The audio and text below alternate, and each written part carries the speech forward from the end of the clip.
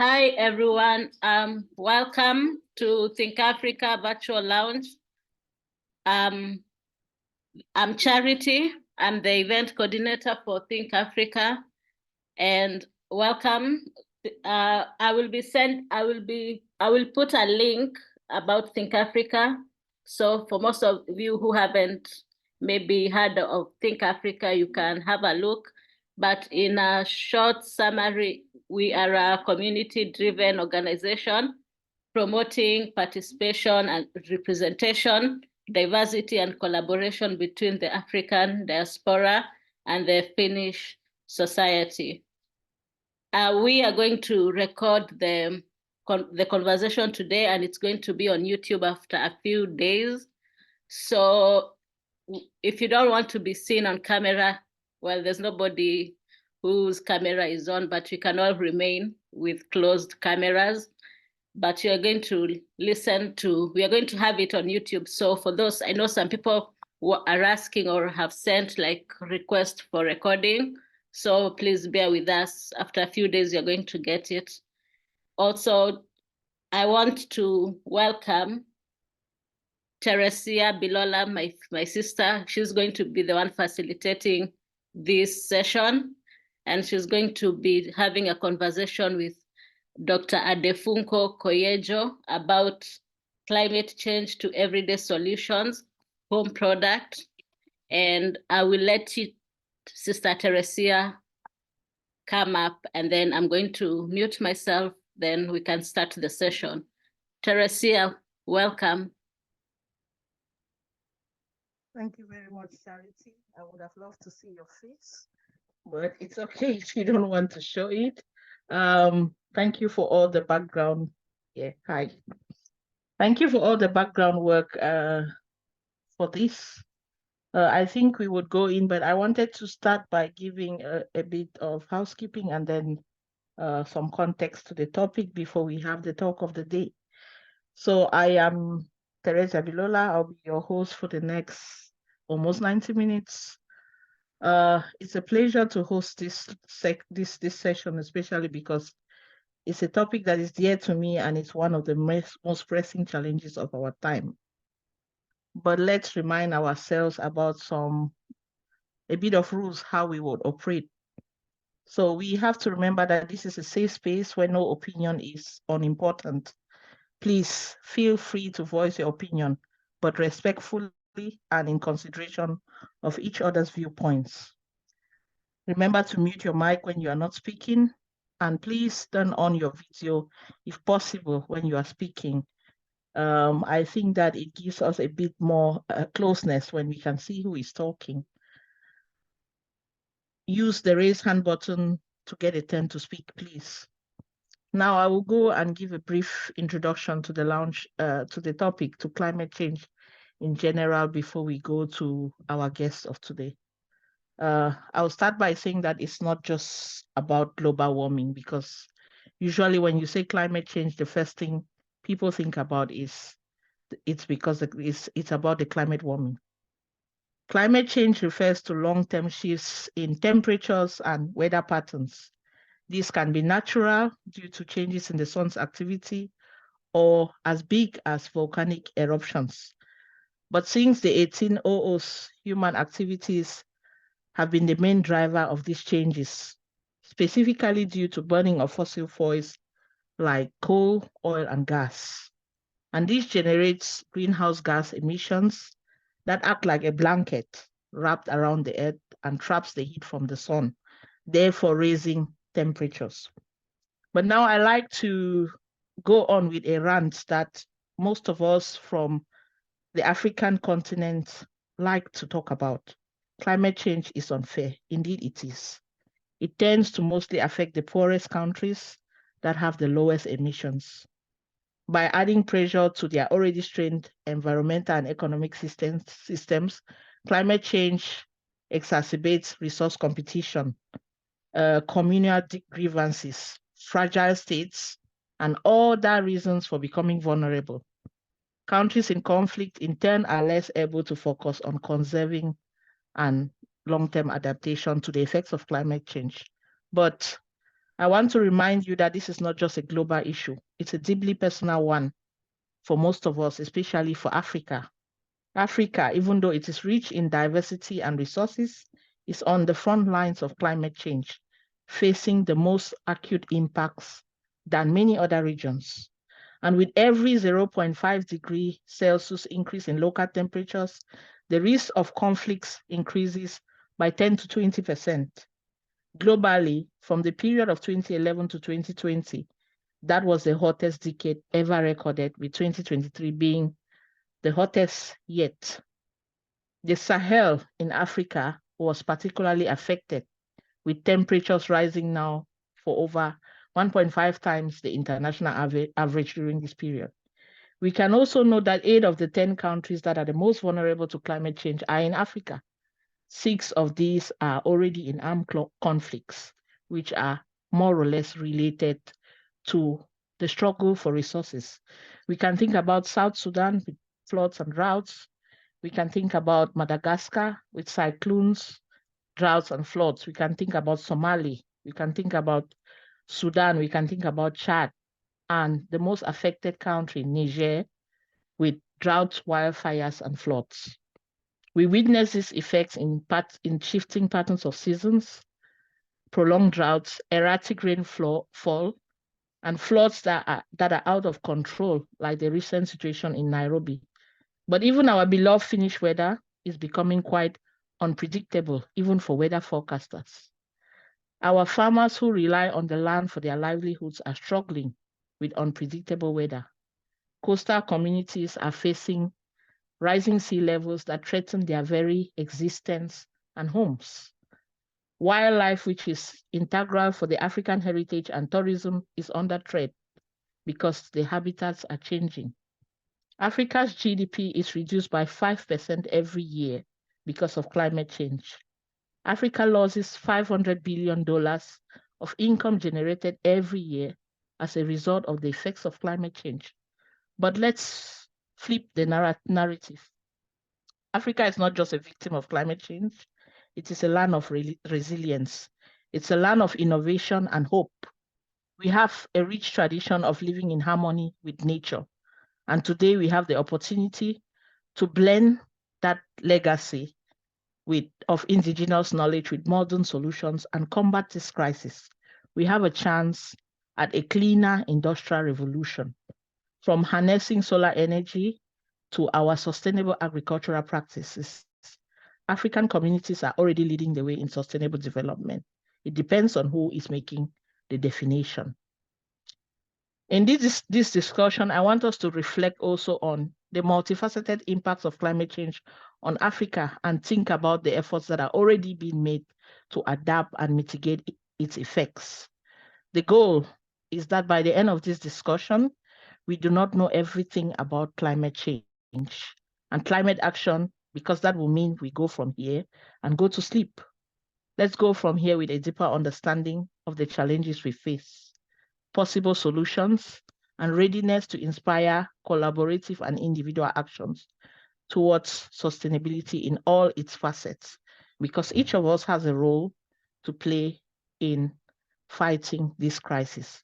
We will now hear from one expert in our community, an innovator who is at the forefront of very practical good news that can come out of the climate villain, carbon dioxide, or CO2, as we call it. Please send some virtual applause as we welcome her. Dr. Funke, you have the online stage. We are all ears. Thank you.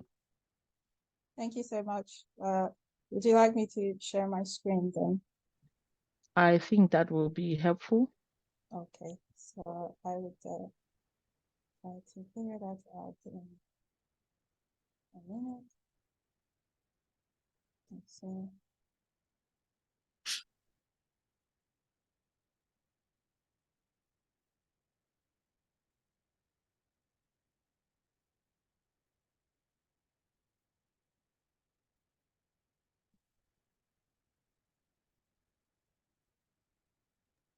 Please remember that the chat is open. If you want to interact and send comments, feel free to do so.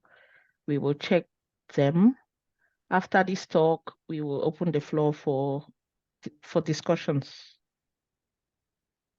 I hate to ask, but do you see my screen clearly? Is it on the full Yes, I screen? think you need to put it to presentation mode. It's on slide 1, but it's not on slideshow. That's interesting.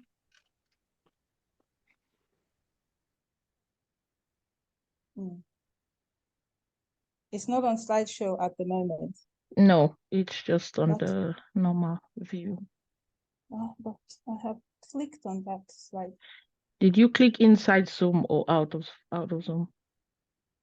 Oh, yeah, out of Zoom. Try to click inside and let's see. Okay. This is what happens when you're not too tech savvy. Let's see. Inside Zoom. It is inside Zoom. This is weird.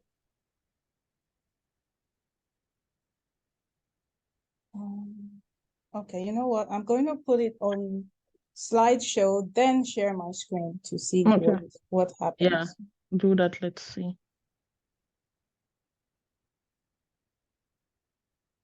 This was it.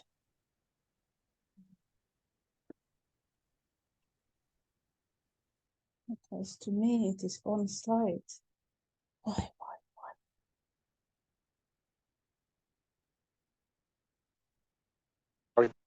Too much. We do see it quite well, though, even if it's not in slide mode, I think. I'll just try to. I'll put it on another screen. Now is it on the slide? Yes. Okay. Perfect. That's good news. And right. So if I take my pen now and place a pointer. All right, figured it out. So thank you so much for such a wonderful introduction. It's truly a pleasure and privilege to be here. I have prepared this slide presentation. However, if you have any questions, please feel free to jump into the chat and ask away. Dr. Bilala has already made so much of my introduction. I don't know what else to say, but still, I'm going to go on anyway.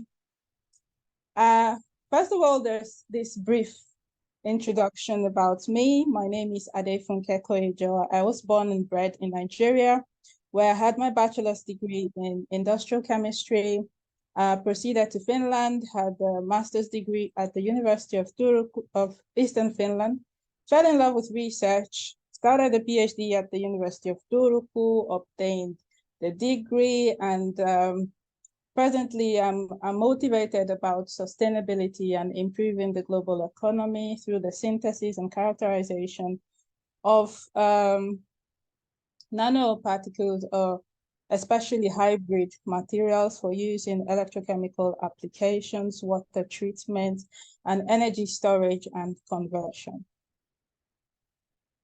So jumping right into it, Dr. Bilala has already discussed much on climate change, so I'm not going to go too deeply into this anymore. But first of all, what then is climate change? In the most simple terms ever, we can consider it as changes to the weather and the climate as a function of industrial activity. Now, if we take a brief history back memory lane, in the apologies, my computer is deciding to be a thing. Yes. If we take it to the pre-industrial times, when we had a very healthy climate, everything came from the sun in the form of edible plants, forest products. And then a couple of years later, industrial activity started. This industrial activity involved the burning of fossil fuels, and with more industrial activity came more release of CO2 into the atmosphere. However, this industrial activity is responsible for powering our homes, factories, airplanes, and cars. In recent years, these industrial activities have led to some catastrophic effects, which we can then see via climate change.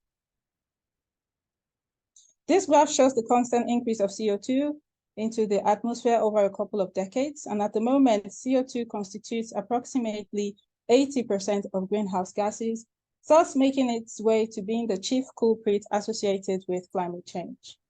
This constant increase in CO2 emissions have led to the presence of more CO2 than nature can absorb. Hence, it is important that we find a way to either slow down this constant emission or we experience catastrophic effects. Unfortunately, we already have a taste of some of these effects associated with climate change, such as weather disruptions, extreme weather events, droughts, floods, increased sea levels, increased global temperatures, and natural disasters. So we are all looking for ways to mitigate these environmental effects. Before we go any further, out of curiosity, because I'm bringing in a more chemical perspective. So what are the climate change mitigation strategies that you know of at the moment? You can kindly put the answer in the chat. We can have like some 2 minutes to have that. Any ideas that come to you, there is no wrong answers. Every idea is welcome.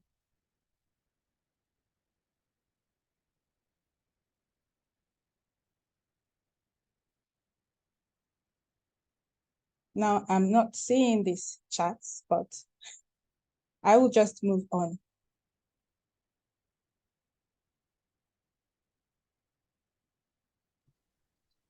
Are live comments welcome? Oh, yes, you can please go ahead. So actions that we do, like aim to mitigate or climate change effects or to have a positive impact. Yeah. Mm-hmm. Yeah, like diet and energy consumption in different ways, for example. Yes. Heating, yeah, the electricity we choose to use, things like that. Yes, these are very good. Transportation, yeah. Yes.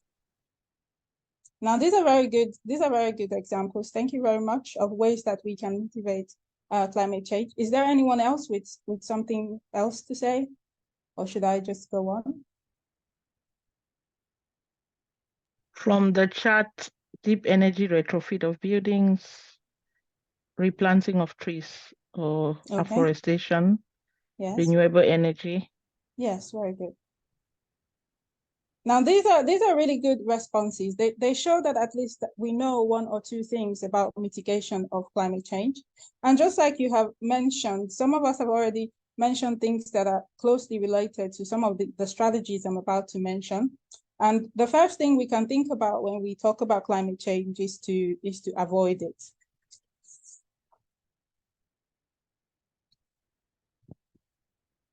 Measures to avoid climate change include setting limits for environmental degradation, environmental protection measures. However, the issue with this is that even though we stop all emission activities, it will still take years to reduce the concentration of carbon dioxide that is already present in the atmosphere. Another mitigation method is by compensation.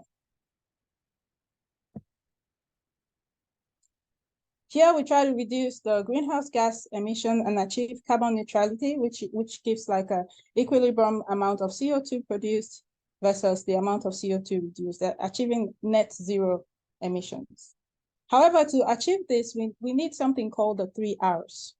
That is a strategy to reduce, reuse, and recycle carbon dioxide.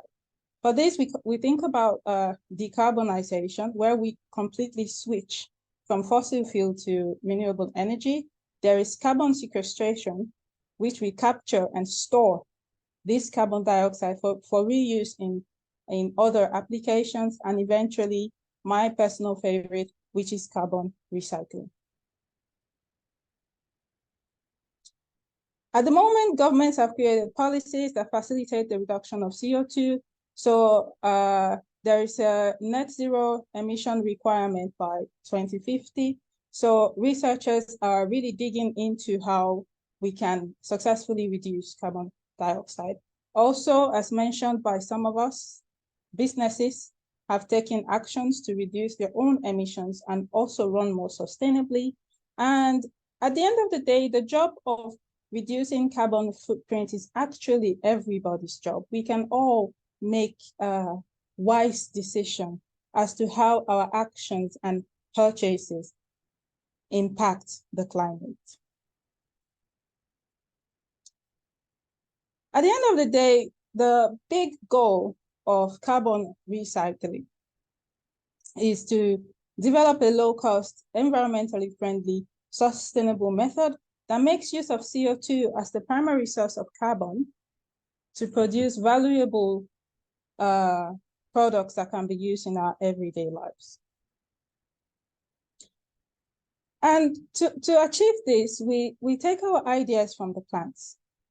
The plants take in water and carbon dioxide together with renewable energy from the sun and give out oxygen and carbohydrates through a process called photosynthesis.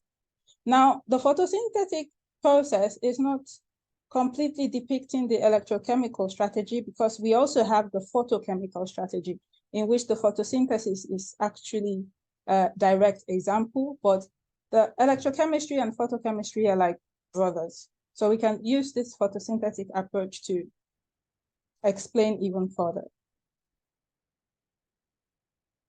So CO2 recycling through electrochemistry, we take the renewable energy as well as CO2 through a process called electrochemistry or electrocatalysis, produce carbon monoxide as well as other chemicals that can be used as fuels in our cars and also in industrial applications.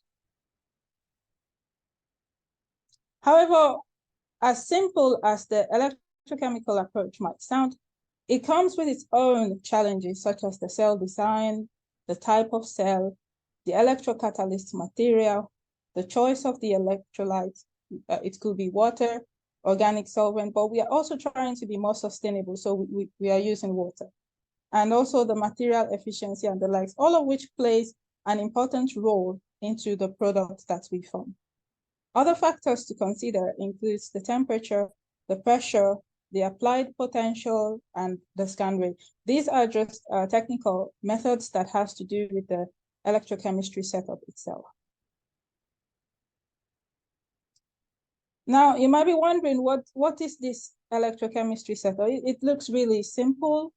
It consists of, at least this is the laboratory scale electrochemical setup, where we have our cell with the electrolyte, which is water, and the electrolyte salt, including three electrodes, the working electrodes, the reference, and the counter. And also within that cell, we have the catalyst material, and we have this potential that is responsible for the transfer of electrons between the electrodes. And there's, of course, a computer.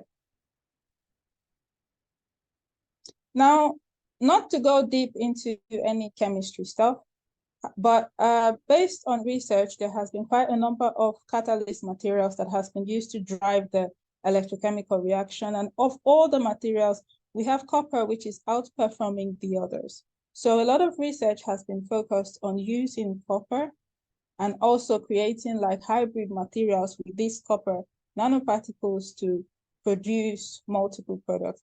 One of the reasons copper is very efficient is its ability to bind to the intermediate, which is carbon monoxide. And also it provides the possibility to have about over 16 products from the use of copper. So we have different products that we can get from CO2 reduction. There's this wide range of products. However, I have just selected a few, and all of these products serve as a building block for our everyday products. For example, you can see them in your cleaning products and sanitizers. You have methanol in the paints, acetic acid in vinegar and also in spices, formic acid in the skincare products, and you also have ethanol in booze, those of us that like alcoholic drinks. My particular research has produced acetic acid, which is mostly a solvent for inks, paints, and coatings used in the manufacture of dyes, used in vinegar and preservatives, and currently used in the treatment of tumors. So why is it important to produce? Why is it then important to produce acetic acid? The current method used in production of acetic acid is not entirely sustainable. So this conversion of CO2 to acetic acid provides a sustainable chemical route without chemical wastes, as opposed to the energy-intensive chemical waste producing method that is currently employed for acetic acid production. To conclude, the electrochemical conversion of CO2 is a preferred approach to environmental mitigation, as it offers an opportunity for innovation and sustainability while combating climate change and simultaneously providing chemicals that touches all aspects of our everyday lives. I tried as much as possible to not be too scientific, but now, do we have questions?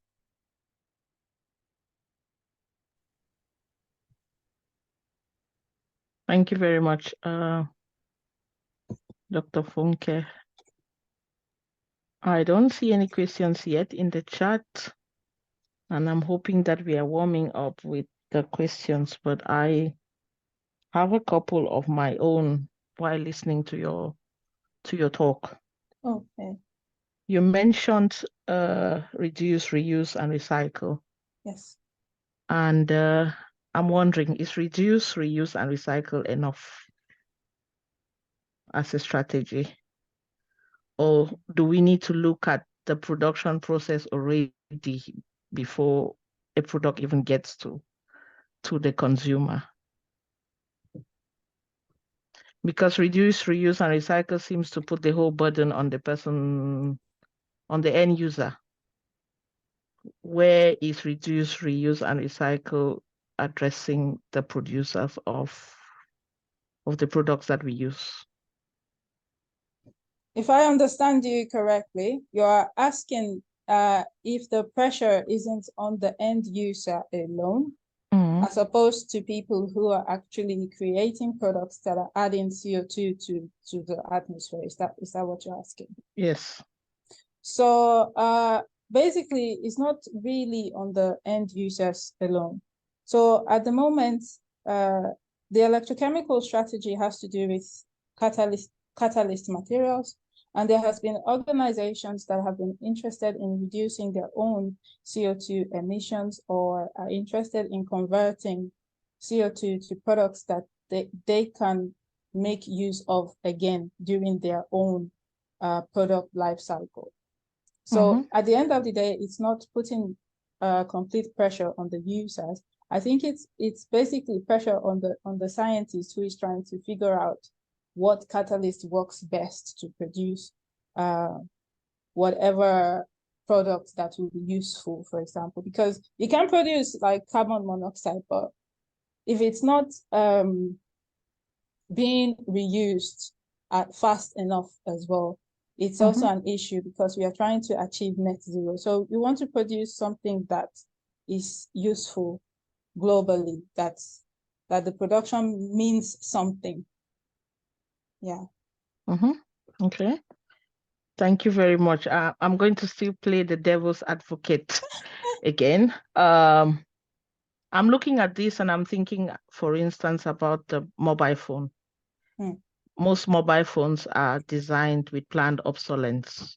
No matter what you do, 2-3 years is the max. So where does this put the consumer? I mean, you just need to get another phone Yes. to stay updated. That's planned already by the manufacturer. Okay. So where do you as a consumer, where's your power? What do you do? Well, I have been using my phone for 6 years, so you can decide that it's not worth the effort to keep changing every 2 or 3 years. Moreover, there has been research also trying to make the materials that we use in the mobile phones more sustainable. But as we know, it's baby steps. It's not going to change overnight. There's still like a long way to go, but we are getting there gradually. Okay. Thank you. I think I have spoken too much. I hope that our audience can take part as well. I'm waiting for your questions. I don't want this to become a bilateral discussion. So please ask away. Don't be shy. As I said in the beginning, there is no unimportant or stupid question.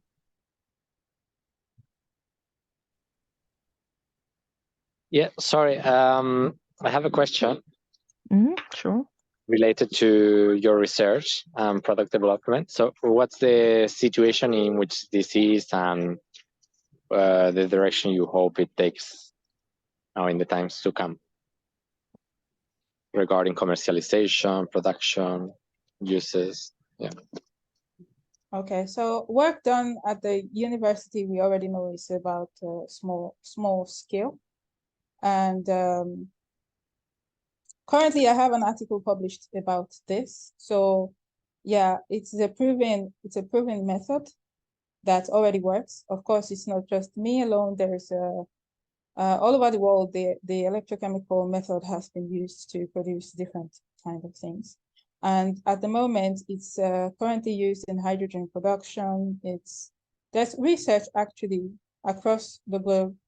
And as regards commercialization, there are companies already that are looking into it to commercialize products from CO2 reduction. So yeah, we are gradually getting there. We are not there yet, but we are gradually getting there. Did I answer your question?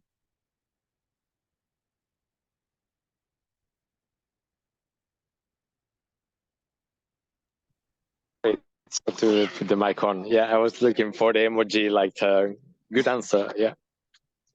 Yes, thanks. And I understood that.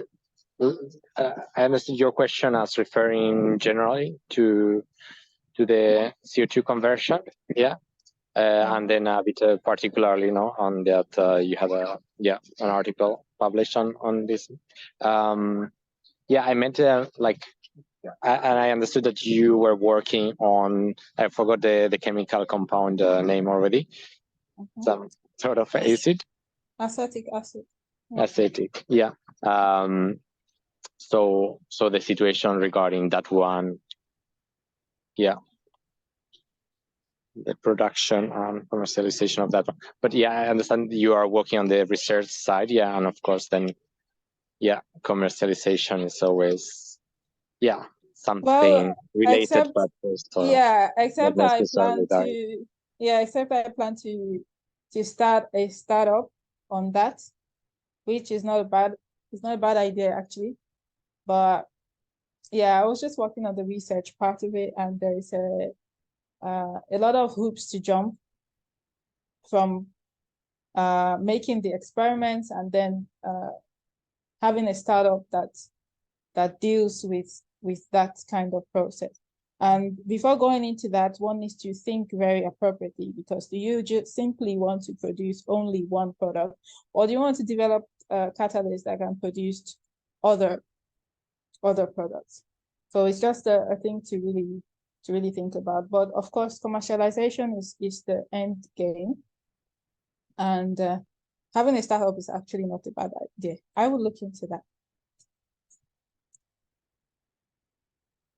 Okay. I see that there are also business ideas coming out from this discussion. The rest of the audience, we are waiting to hear from you. We have about 18 people in the room. What are your thoughts after the talk? Do you have questions that were there before even this talk concerning climate change, concerning the role of Africa, especially because that's also one bone of contention. Should Africa be worried about climate change? Why is Africa worried about climate change? If you have questions or comments on that, please either unmute or put them in the chat. Hello, I have a question. Yes, go on, Ezekiel. Yes, first of all, many thanks to the speaker for the wonderful presentation. My question is concerning these electric vehicles. I do not have any established facts, but there are some sayings that despite the fact that electric vehicles are being manufactured in the name of conserving environment, I don't know, like clean energy, something like that. But there are some sayings that these vehicles, they are causing more pollution, maybe not air pollution, but maybe, I don't know, land pollution or something like that, but also more human suffering. Does our presenter have anything to comment on that? Is this true? And to what extent? No comment. Okay. That's a very tricky question, because at the moment I'm not into electric cars research, but if I think about it quite wildly,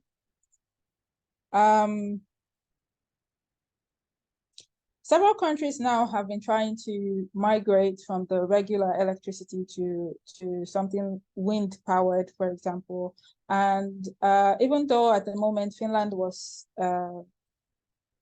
late to the party, but about 18% thereabout of Finland's electricity is actually via renewable energy from maybe wind turbines or etc. But countries like the Netherlands, for instance, have already gotten to about 40% of their electricity from renewable energy. So if you think about somewhere, maybe the production of the cars is coming from a country that is having about 50% of their electricity already as renewable energy. It's the knowledge that they have as to what they are producing and what somebody else has in another part of the world where they haven't gotten to that point where they work on renewable energy. That's two different things. So as long as the production is via a renewable route, then I think that they are contributing better than making things worse.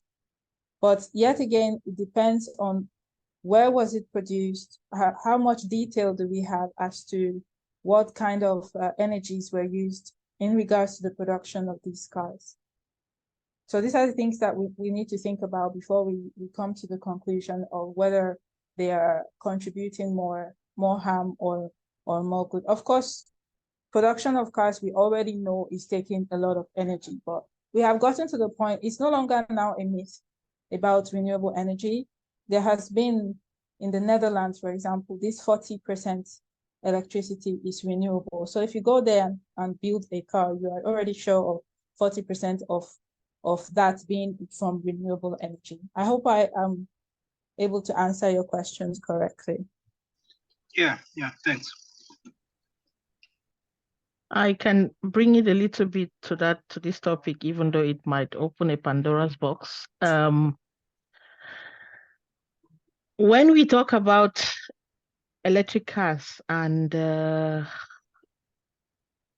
other forms of electric whatevers that we use, usually when we are sitting here in Europe, we don't think about the production process or where the minerals come from. And that is a topic that most people don't speak about. There's cobalt, which is mined from the DRC, and we know about the resource problems and the conflicts that are there. There is lithium from the lithium triangle in Chile, Argentina, and Bolivia. And we know that water is already a problem in those areas. So these are the things that when we drive the electric cars, we don't think about. And then another thing about the process is the end of life disposal. What happens to the batteries and all of these components after when the electric car reaches the end of its life cycle? So those are some of the reflections that are, but it doesn't, like you say, it is like, let's say it's like between the devil and the deep blue sea. It can compare to the effects of the normal combustion cars that we have been driving before. Thank you very much for that contribution, and thank you very much for the presentation. If I may, I just wanted to add to what you just said, which was just in line with what I wanted to contribute.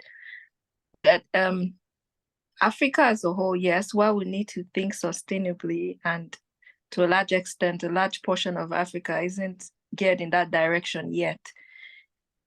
Adding, because there is, I don't know if I haven't confirmed it, but it goes around in the circles that the end of life disposal are mainly carried out in developing countries like Africa. So we now have to deal with issues of current pollution because we're not using sustainable forms of energy. And then in addition, we now have to grapple with these new kinds of pollution that come from developed countries shipping or burdening us with these kinds of pollution as well. How do we move forward basically in Africa to even mitigate against these kinds of pollution? Because we're already steeped in one, and then we also have another one that is also coming as well.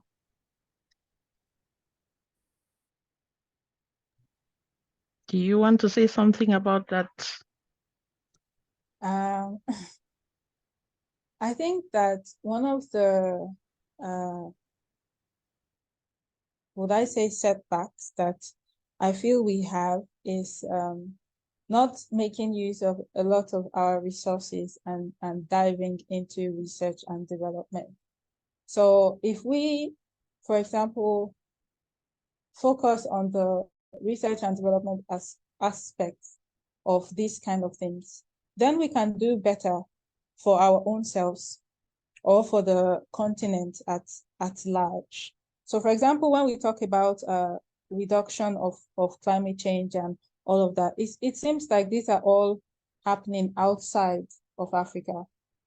And what are we doing? I think the speaker also did mention that you know, if we are not already doing anything, so what then do we do? Well, if we focus on develop, I believe there's a lot of Africans globally that are doing this same thing on an international scale, but not back in Africa to make it a better environment. So this is a a very, like, I don't know, sad and tricky situation that we have found ourselves in.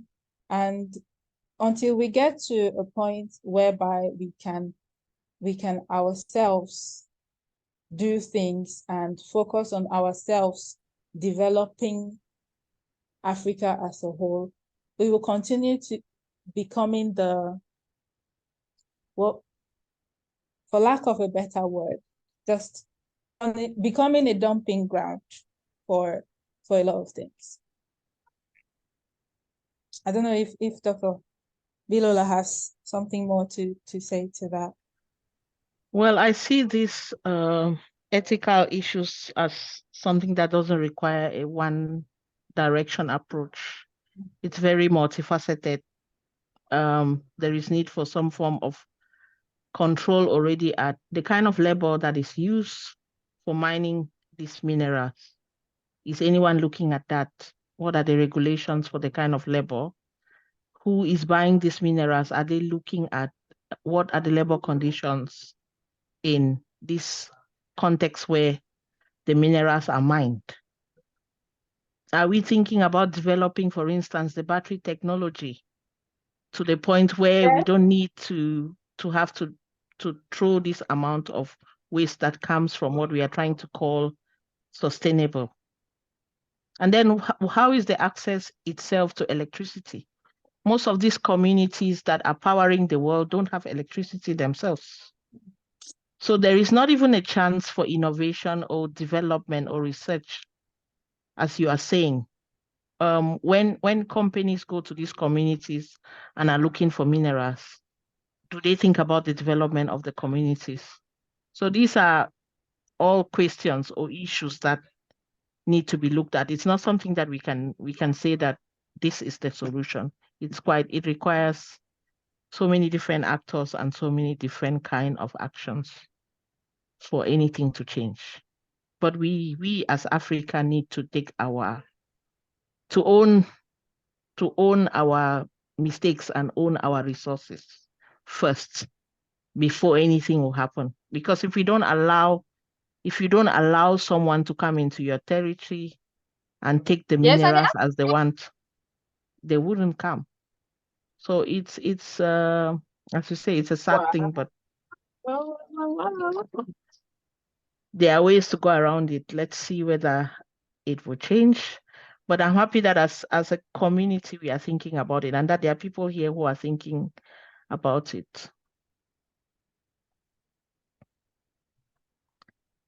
Are there any more comments or questions around these topics? Yeah, I think I have a comment. I don't know how relevant it might be. Yeah, but I think one of the mission that should be, especially for us who are living abroad in these European and also Western countries in America, perhaps we should study more on how the new patents are being should I say authenticated to be allowed to use, because I believe in Africa there are many inventions that are being done, but the bureaucracy is too much for somebody to penetrate to the level where it can be used. I've seen a couple of inventions, I don't know, in Zimbabwe, some Zambia, which are very impressive, and even some people from US, they are amazed and they still can't figure out how it really works. But the problem is our governments do not allow that. They are waiting for someone to say, okay, this now can be used. Apart from that, it's going to be crushed away. So maybe we should study how we can have multiple ways to validate these inventions, so that our inventors can also maybe share, contribute something, maybe. Thanks. Thank you, Ezekiel. That's a very important point. In my introduction, I was talking about how do we harness our existing knowledge or indigenous knowledge with all these modern inventions. But then you start to ask who defines what is knowledge. When there's an invention, who comes in and says, okay, this is good for use and it can be put to the market or it can be given to users. That's also one place where we need to look at and take back power if we ever had it in the first place.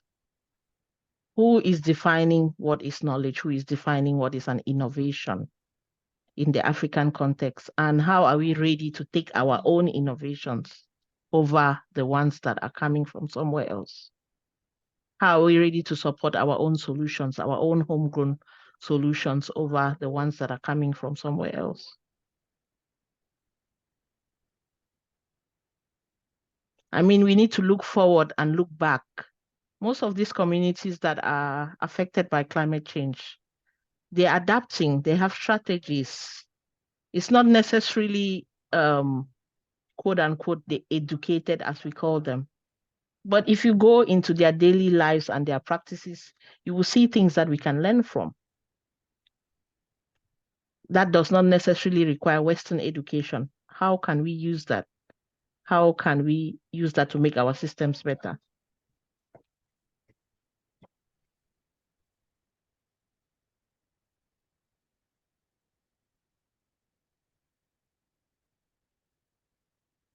Any more comments? Ezekiel, I see your comment. Are there any more questions? Or did we just make you really sad and hopeless about this situation that you can't say anything? Yeah, but it's really thought-provoking, actually. Yeah, but while we think, please share your thoughts. I want to know what you are thinking. And I think those who will watch this after will want to know what you are thinking.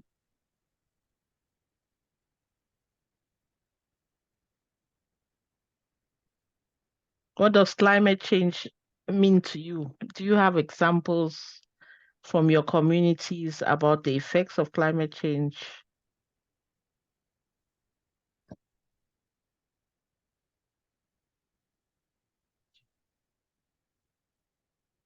Everyone is quiet. Even our DJ is quiet. Hi. Did we make you sad?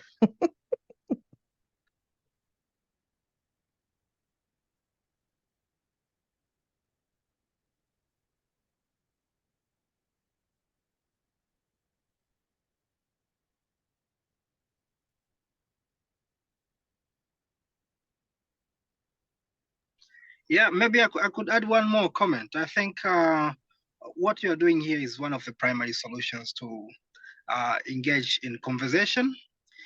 To be honest, for me, before I came to Finland, I used to think, climate change topic is a foreign topic. This is a topic that must be discussed by US or Finland or Norway. But for me, actually I come from Tanzania. So for me in Tanzania, it was quite an irrelevant topic. So we don't really squeeze our minds to try to find solution for that. All we do is to study what is being written in the books and give answers as it is written in the book. So we are just following the narrative which is written by the Westerners.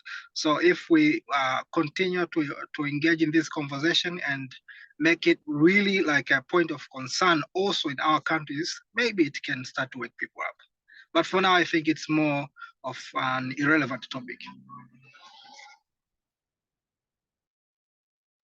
Yeah, thank you for that remark, Ezekiel. And it's one of the reasons why I was pushing for this kind of discussion. Because even as the African diaspora out here, we are not very we don't warm up easily to issues, to topics, to this topic. Because you start to, for most people, they ask themselves, what can I do? This is for the big people, the policy people, the presidents, the ministers, and all of that. What is my, like, what do I have to do with this topic? I know because I have been in that mindset before. And it takes a lot of conscious effort to get into the topic and study it. But for Africa, I don't think we have that luxury anymore. The effects are all around us. It's just a few weeks ago that Nairobi has been grappling with floods like it has never seen before. They have had rain, but this year the rain was beyond what they can control.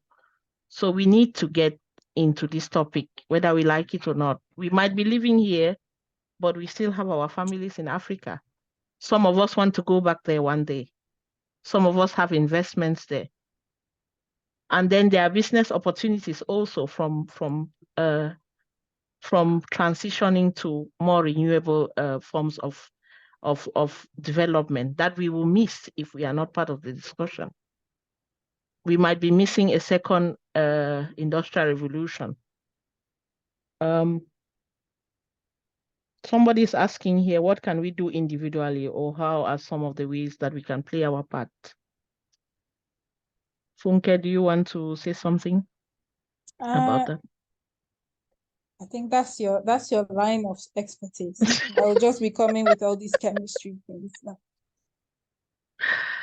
I think as an individual, the first thing, I think Roberto started to speak about this when you asked in the beginning what can be done for mitigating climate change. So you look at your lifestyle and see where you can improve. For instance, how is your commute from your home to your workplace, from your home to wherever you go? What kind of means of mobility are you using? How sustainable is that? Look at your food and look at the supply chain for your food. How sustainable is the supply chain for your food?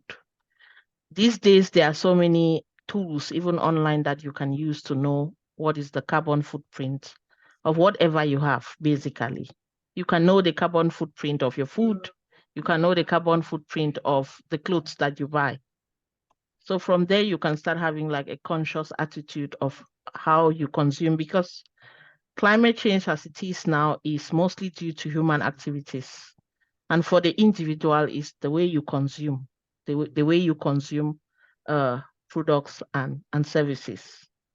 For the businesses, is in the production and how many times the production cycle runs. But for you as an individual, you need to look at what you consume and where it comes from. I know that we are in Finland and not everyone can go out and plant a tree. But you can you can plant your own flowers, you can plant a few herbs and all of that. I think Roberto can give us very good examples about this. He's basically living like he's somewhere in Africa, not in Finland. Roberto, do you want to say something about Oh no, I'm now in Finland actually, yeah.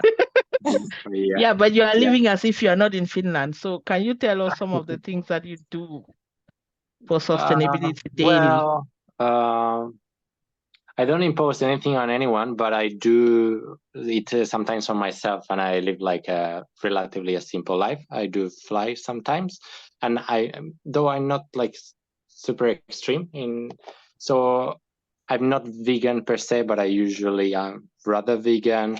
I try to avoid flights, but I do fly sometimes, and yeah, I moderate some things I would do, but I live a relatively normal life at the same time. I don't turn the heating on my room, usually in winter, so it might be 18 or 17 degrees. Okay. Recently, I was at my cottage, and I was on an average of 12 degrees for a couple of weeks. Yeah. Okay. Yeah. Yeah. Traveling by train. Yeah. I went to Senegal by land mainly. Things like that. Yeah. Yeah. I think diet is a big thing. Then in the north, heating is a big thing. And I think not most of people can do that. But I think like if one can just leave the north, for example, for a while and just turn the heating off and go away, it's one option. So for me, an option is not to live all the year in Finland, but do as nature does. Nature just leaves, and we don't need to always have high tech, but we can have low tech and go to the tropical country and yeah, collaborate there with things, take ourselves there, and yeah, maybe invest there and develop things that can be done there. Yeah, for example. So you become a migratory bird, sort of. Yeah, it's a bit Okay. in that direction. Yeah, I think that's one path that we are usually like tied in this modern economies, not to this one location. Well, there's more remote work, so yeah, maybe there's some potential we can start using there, maybe with remote work. Yeah. And I think there have been some places that have been doing this cycle to work initiative as to reduce CO2 emissions. And there's also people trying to reduce their use of fast fashion, because those are also huge contributors to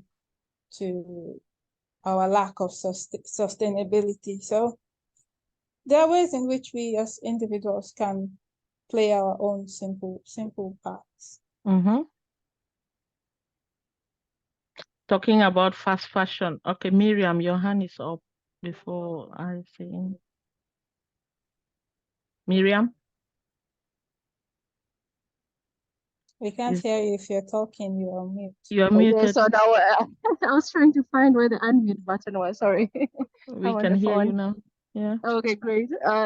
Sorry, I might have missed a little bit, but I wanted to ask, like, from your experience, Teresia and Adefunke, I hope I'm saying your name correctly.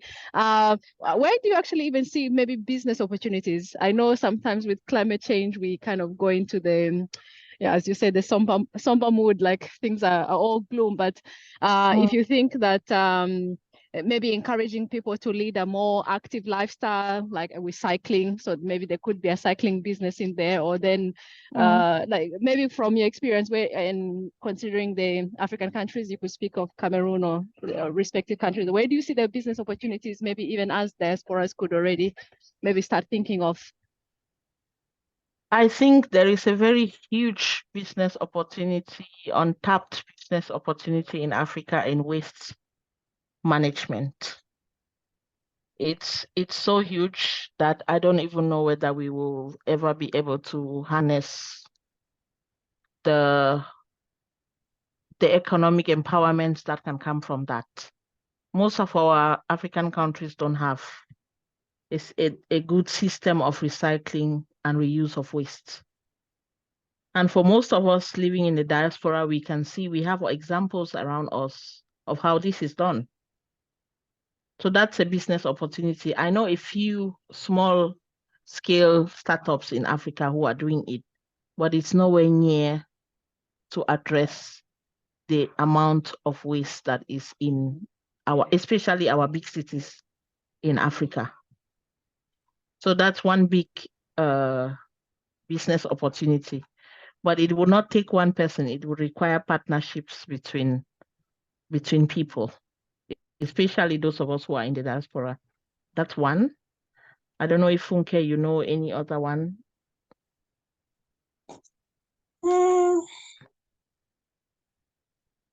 There can also be, at least a few that I've seen, is this cycling virtual reality that can also be created. Of course, there is in Nigeria, they have tried, I know a few startups that have tried to incorporate cycling, but because it is us, we are not very interested in really taking a bike. But if you infuse it with a virtual reality experience, I think then that is something that people are willing to do. But just having bikes and saying bike to work, no, it's not. It's us. We are not going to do it. But have it like an experience for them, and then you see them coming all the time to tap into this experience. Every visit is a new experience. You can make it such as a tourism kind of business. So, okay, for example, you want to see what Hong Kong looks like before you actually travel to Hong Kong. Okay, how about you cycle before you see this kind of thing? So just an idea.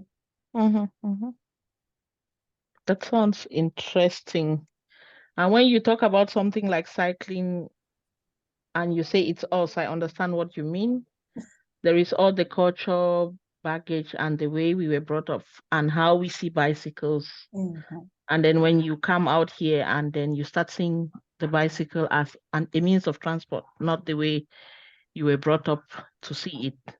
So there's business opportunities, not just in cycling, but also in these kinds of ideas that work on flipping the mentality or the cultural perspective towards sustainable lifestyle. For instance, the mentality towards reusing or using secondhand versus fast fashion. What is our perspective as Africans towards this? And there are issues of how you see yourself, status issues, and all of that. What does it mean to own a car for an African? What kind of car does an African want to drive? And what is all the baggage that comes with that? Is it just a means of transport or it's also a statement?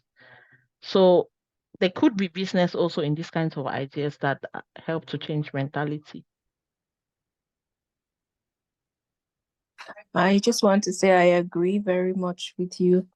But I also want to, if I may, say that in Africa, to a large extent, I think the weather is also a contributing factor to why people may not want to take up lifestyle, such as cycling.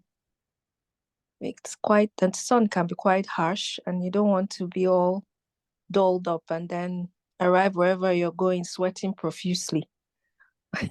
I also know that Africa as a whole, we love a good life, and we have, to a large extent, imbibed the Western culture, particularly the US culture, where you try and get the best outfit, the latest cars, try and be seen with the fame. We like it. But I also think that to a large extent, we also practice secularity in terms of clothing, because we grew up in this communal lifestyle, or we used to have before it changed. And part of it involved, I know I did past whatever it is I was wearing down to my younger ones, and I also got theirs as well, which was secular. But I think in spite of that fact that yes, we do recycle our clothes, because we have in Nigeria, where I'm from, we have a thriving secondhand market that people actually visited. But I have to agree with you that to a large extent, we still patronize fast fashion a lot. We still buy a lot of fast fashion.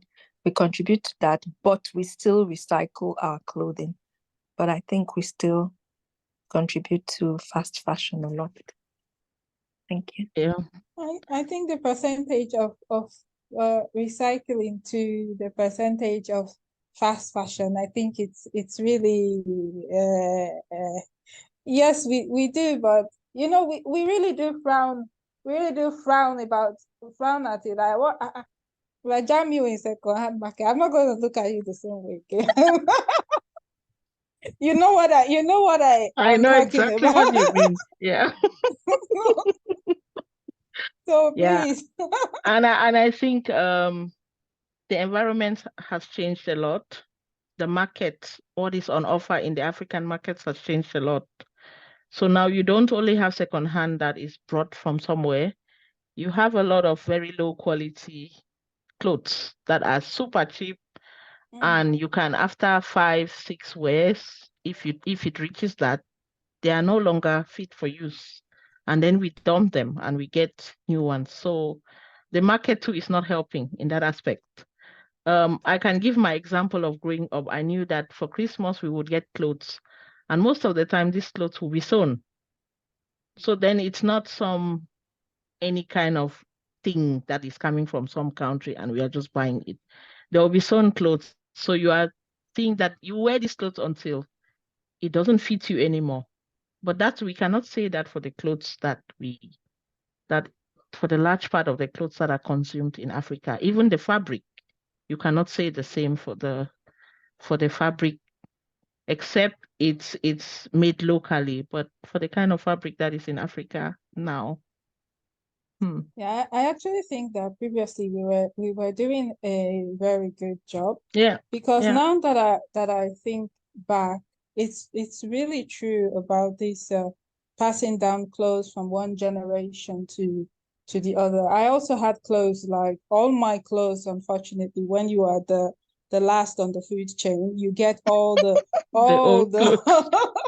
everything. Even when I went to the university, it was and the quality was still good. Was good, they were still really good. The fabrics were really nice. And then when we had clothes that were sewn for us back then, we had such that it had seam allowance.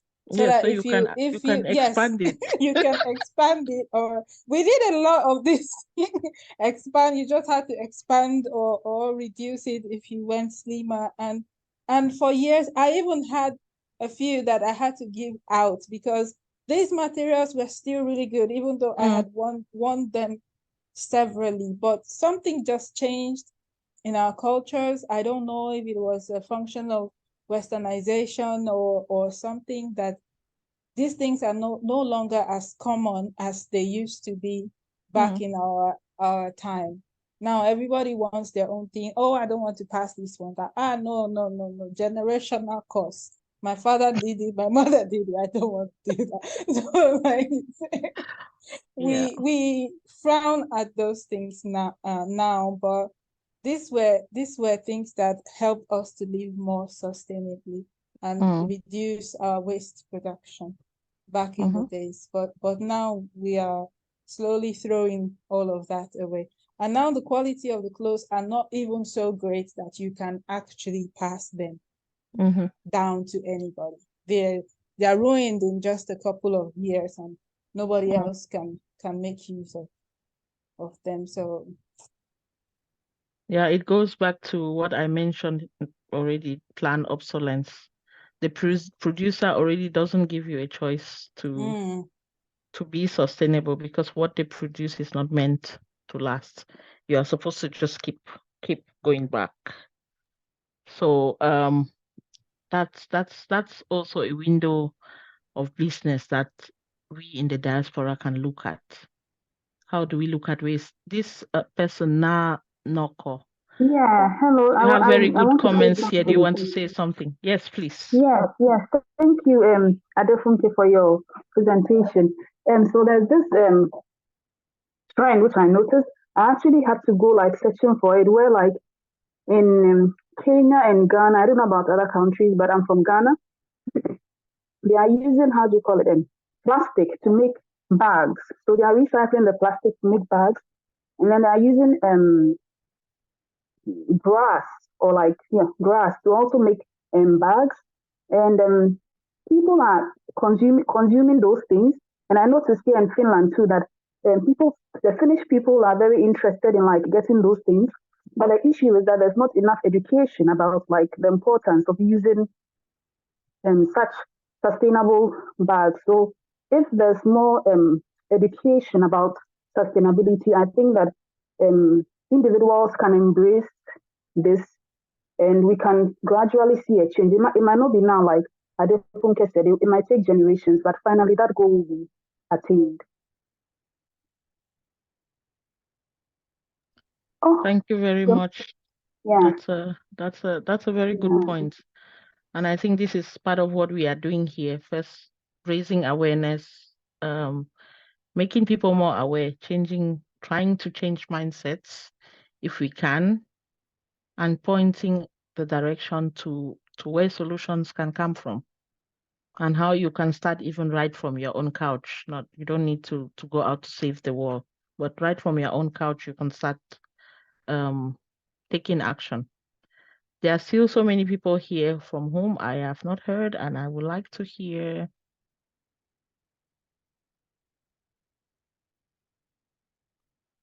Can you speak so we don't have to put someone on the spot?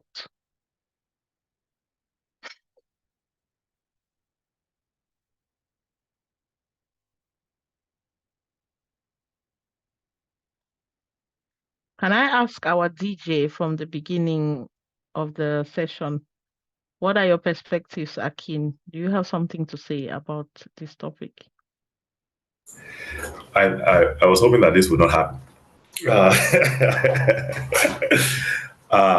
Not particularly. I should have my camera on when I'm speaking, I think, according to the rules. I don't know if you can see me now. Yes, you can. I don't have any particular opinion on the topic. It's been very informative. I've learned a lot from this thing, especially from the perspective of our own countries, our continent, and what we can do and how it affects us. But I've been listening and taking notes, but I don't have any particular thing to add or subtract. Yes, I've just been learning and being educated. It's also a good comment. Yes. We would like to hear from others too, even if it's just to say you've learned something.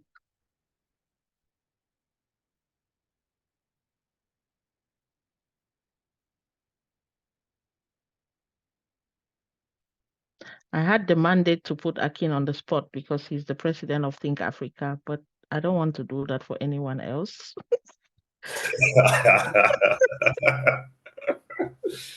Oh no.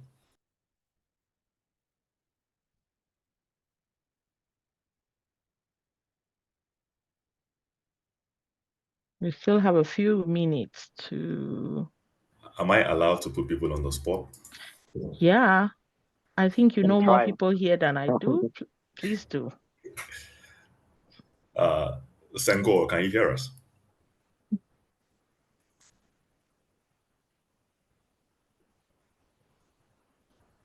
I was going to say that we got quite a good attendance. Yeah. And thank you. Thank you. Well, yes, it was a good attendance. That's a good remark as well. Yes, Sengo, I think I didn't see I didn't notice that you were here. We would like to hear from you. Might be busy with family or something. Yeah. Could be.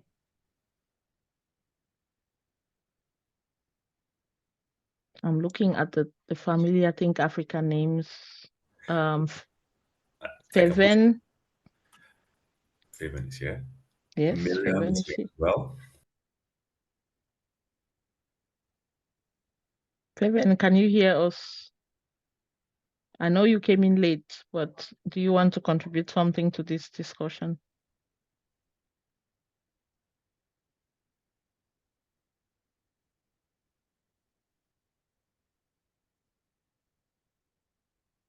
No. It's possible for them to be muted and not know it as well. Could be. If you are speaking and you are muted, please. Yeah. Okay, Feven says she's not able to speak. Okay, What about Okello?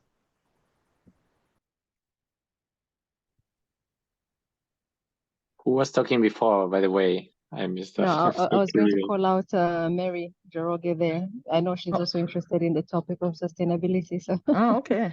I didn't know that. Yeah, hey. Please share your thoughts. Oh yeah, maybe just a comment. I think the discussion has been insightful to me, and I kind of feel like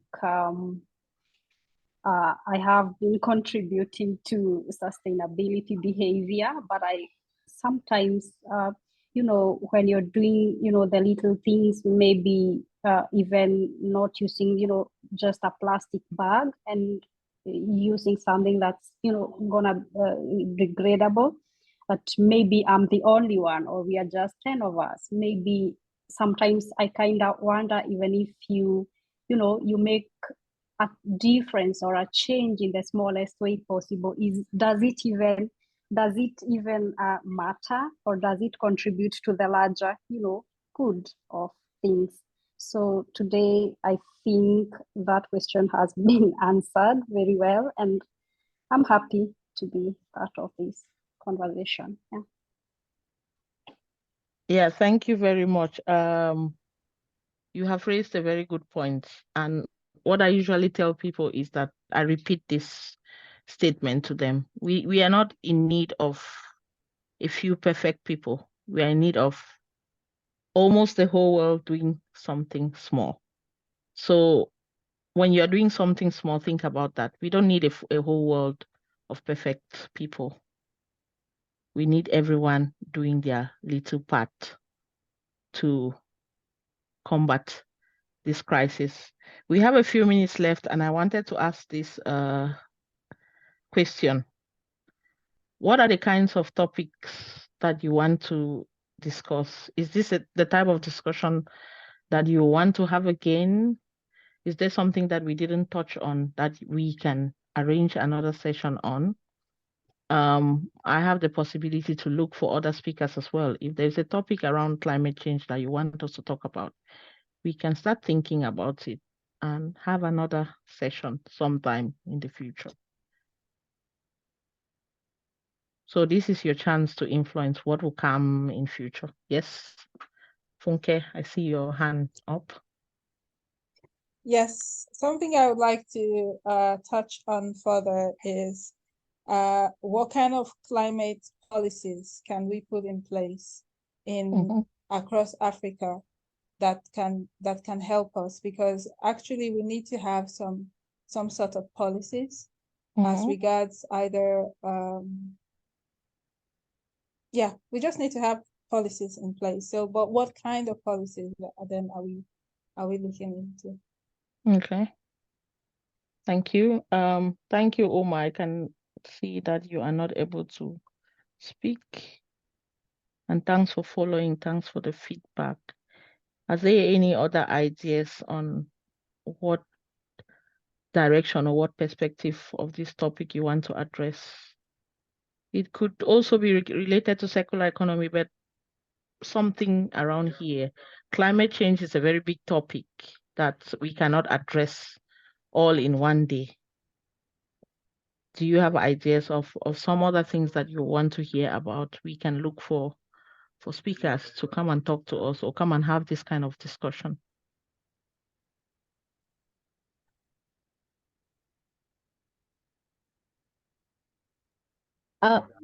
Maybe as of interest, could be like I'm trying to phrase it in a good way. Like maybe you just mentioned like the rains that happened in Nairobi.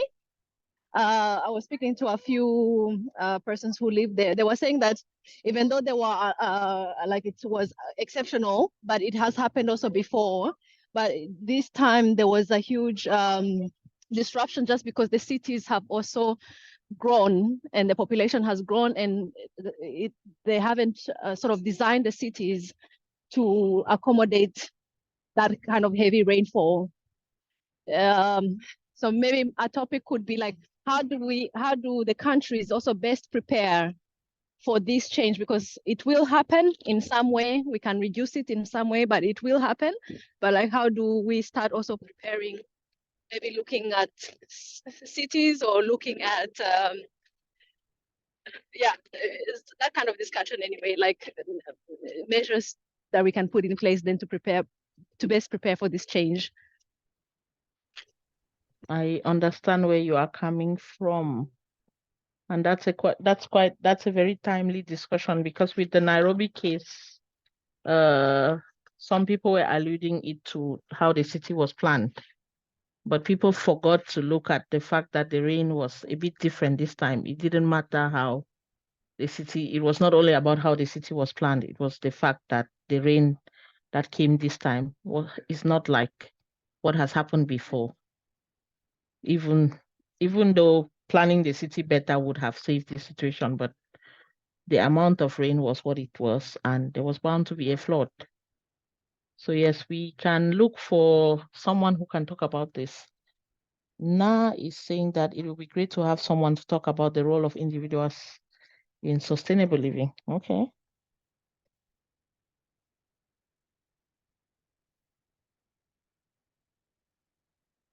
Mm-hmm.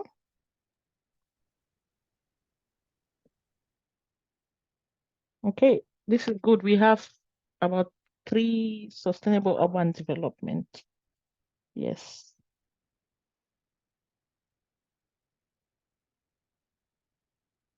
Another topic that I thought about when Miriam asked the question is also business opportunities from this sustainable transition that we are looking at. What are the business opportunities in Africa? We can look for someone who can come and talk about that.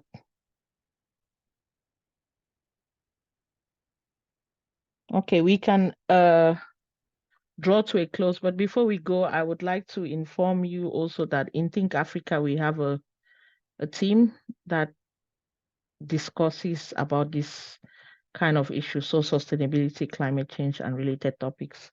If you are interested to be part of that team, you can. For now, it's just a WhatsApp group, and you can drop your ideas there. You can plan activities and do other stuff. For people like Mary who are feeling lonely, maybe that's one place you can join so that you don't feel lonely in your corner.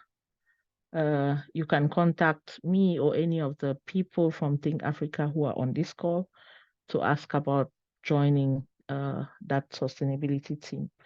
But I'm seeing that there is a need for these kind of discussions, and we will think about having more of them around the topics that we have addressed.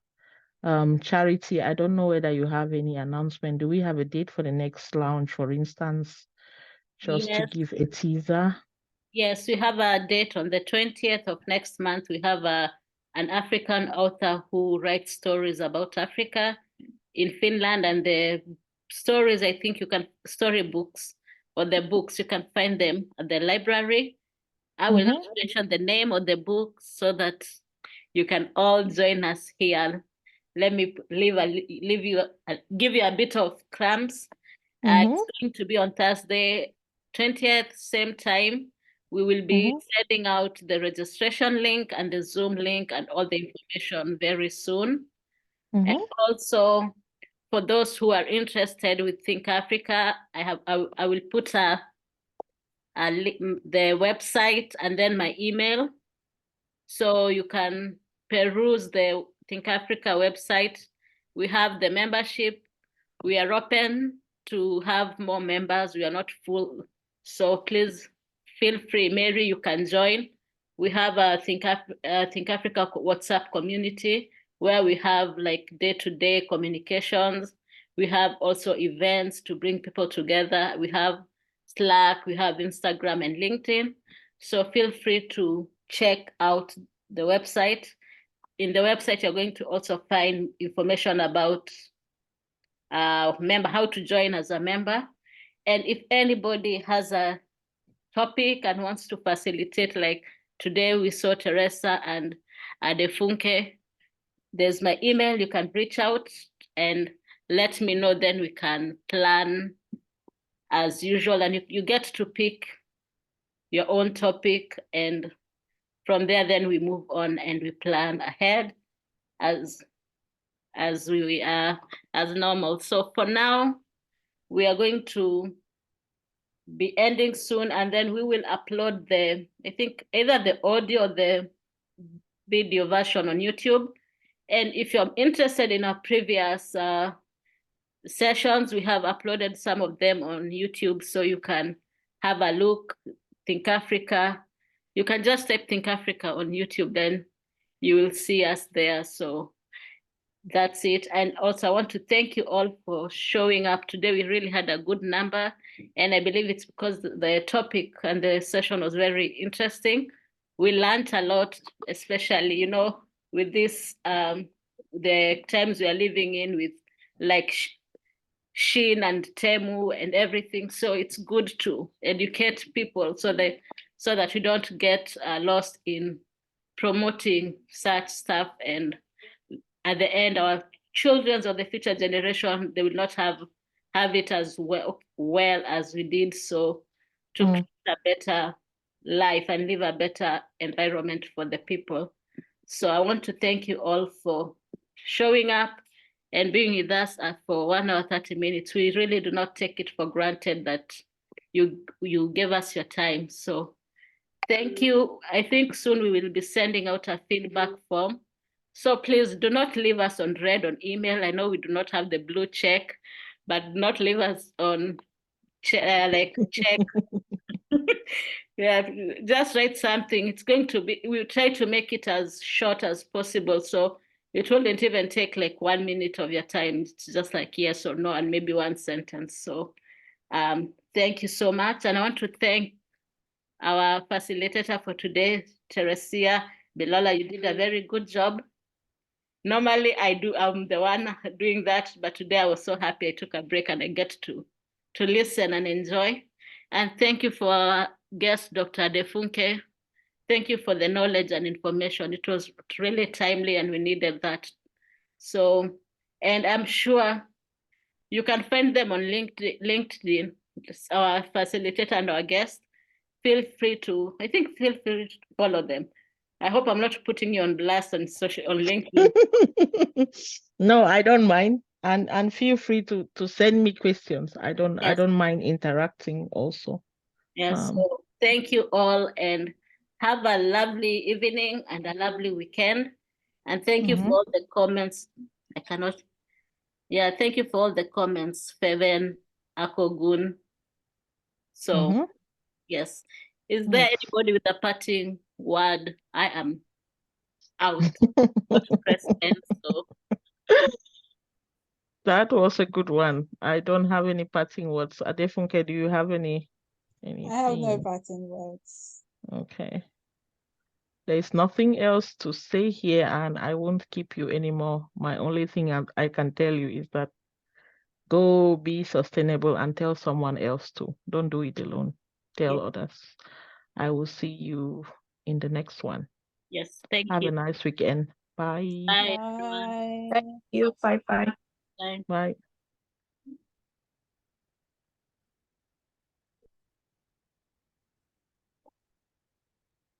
Thank you. Bye-bye. Well, thank you, Roberto. Bye. Thank you. Bye-bye. Bye, Ezekiel. Bye. Thank you. Okay, now I can hang up. Yeah. Okay. Yes. Thank you. I think it was good. Thank you. Thank you, Charity. Thank you very much. Bye.